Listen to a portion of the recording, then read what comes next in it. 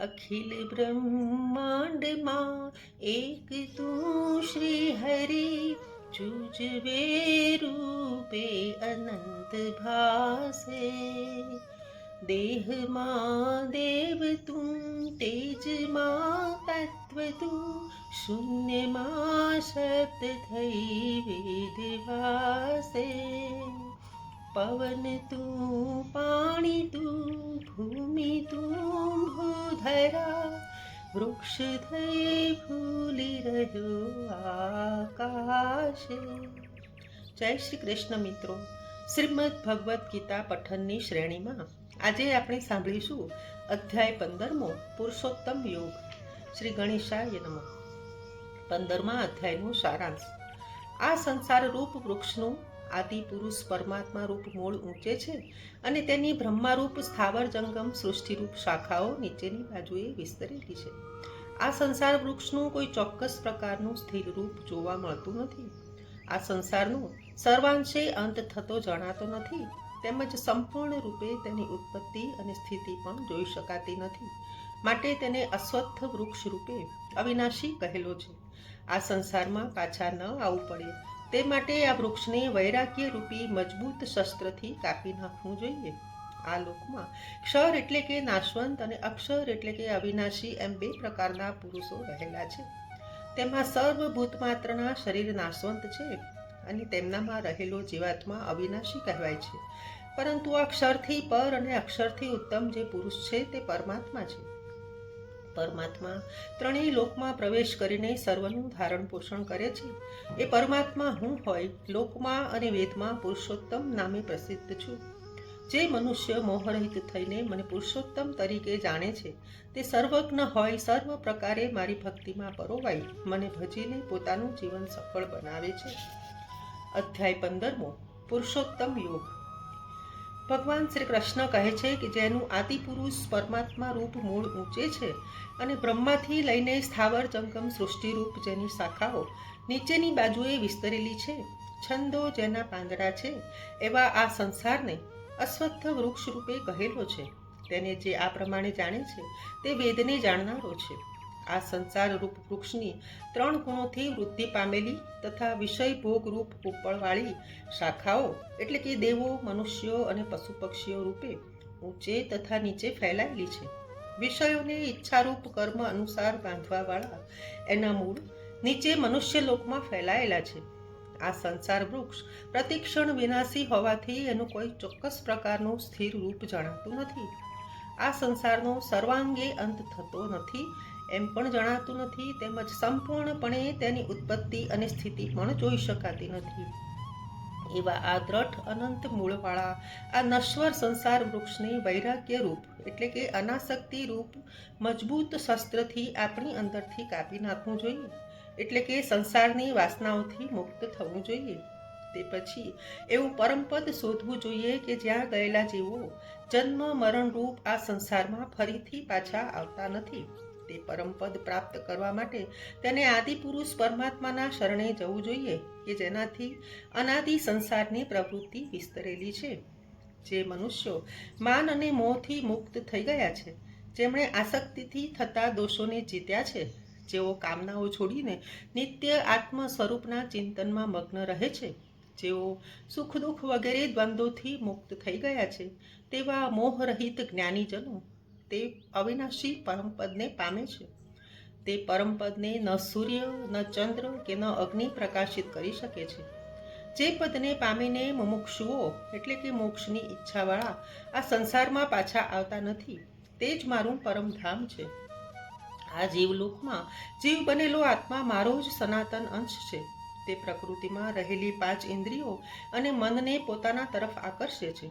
એ જીવ જ્યારે એક શરીર છોડીને બીજા શરીરમાં પ્રવેશ કરે છે ત્યારે વાયુ જેમ ગંધના સ્થાનેથી ગંધને લઈને જાય છે, તેમ શરીર વગેરેનો સ્વામી બનેલો જીવ છોડેલા શરીરની વાસનાઓ અને મન સહિત ઇન્દ્રિયોને લઈને જ બીજા શરીરમાં જાય છે અને ત્યાં કાન, આંખ, સ્પર્શેન્દ્રિય, જીભ અને નાક તથા મનને ધારણ કરી આ જીવાત્મા વિષયોને સેવે છે. ત્રણ ગુણોની સાથે જોડાયેલો આ જીવાત્મા કેવી રીતે શરીરને અને વિષયોને છોડે છે તેમજ ફરીથી ભોગવે છે તેની આ ક્રિયાઓને અજ્ઞાનીજનો જોઈ શકતા નથી, પણ જ્ઞાન દ્રષ્ટિવાળા વિવેકીઓ જોઈ શકે છે. વળી યત્ન કરનાર યોગીઓ પણ પોતાના શરીરમાં રહેલા આ ઈશ્વરી અંશને જોઈ શકે છે, પરંતુ અશુદ્ધ અંતઃકરણવાળા અજ્ઞાનીઓ યત્ન કરવા છતાં પણ આને જોઈ શકતા નથી. સૂર્યમાં રહેલું જે તેજ સમગ્ર જગતને પ્રકાશિત કરે છે અને જે તેજ ચંદ્રમાં તથા અગ્નિમાં રહેલું છે તેને તું મારું જ જાણ. હું જ પૃથ્વીમાં પ્રવેશ કરીને મારી શક્તિ વડે સર્વ પ્રાણીઓને ધારણ કરું છું તથા હું જ રસમય ચંદ્રમાં થઈ સર્વ વનસ્પતિઓનું પોષણ કરું છું.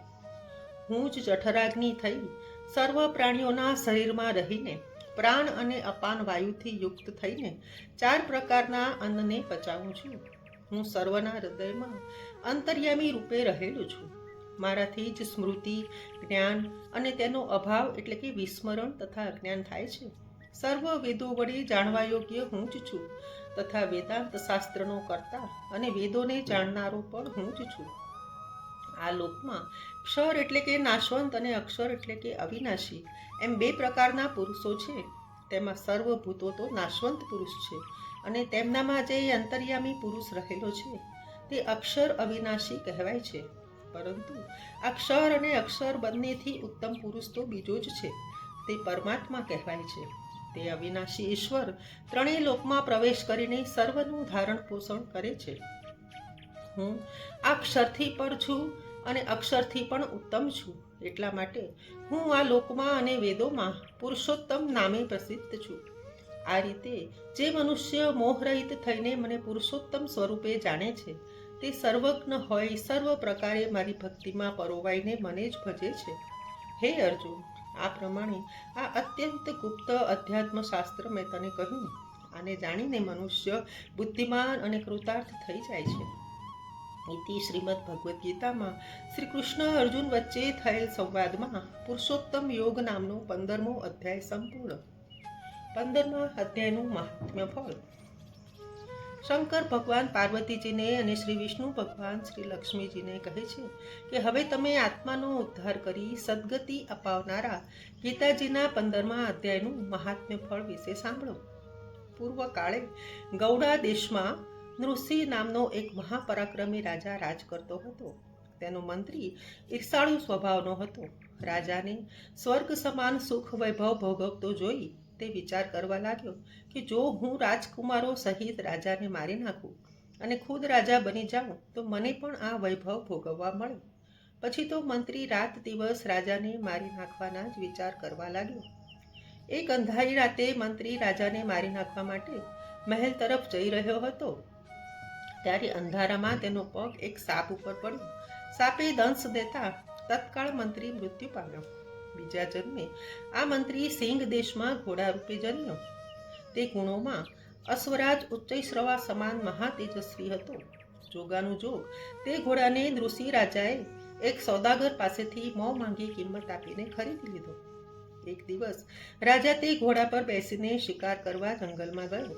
શિકારની શોધમાં મધ્યાહ્ન થઈ ગયો. શિકાર ન મળવાથી નિરાશ થયેલો રાજા ભૂખ તરસથી વ્યાકુળ બની ગયો.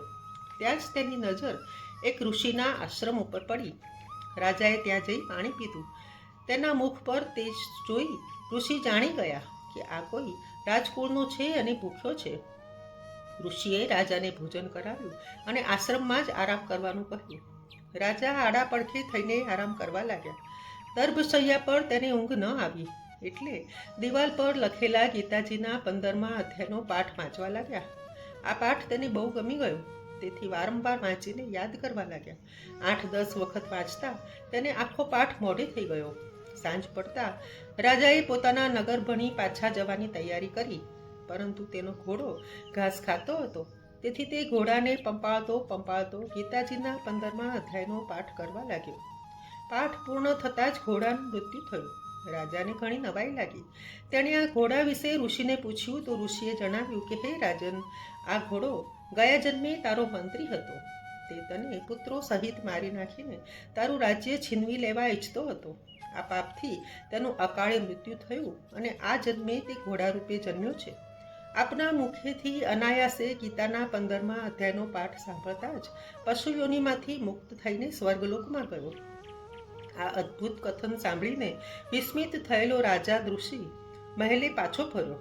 મોટા રાજકુમારનો રાજ્યાભિષેક કરી રાજ સિંહાસન પર બેસાડી તેને રાજા તરીકે જાહેર કર્યો. ત્યારબાદ રાજા નૃષિ ગીતાજીના 15મા અધ્યાયનો નિત્ય પાઠ કરવા લાગ્યો.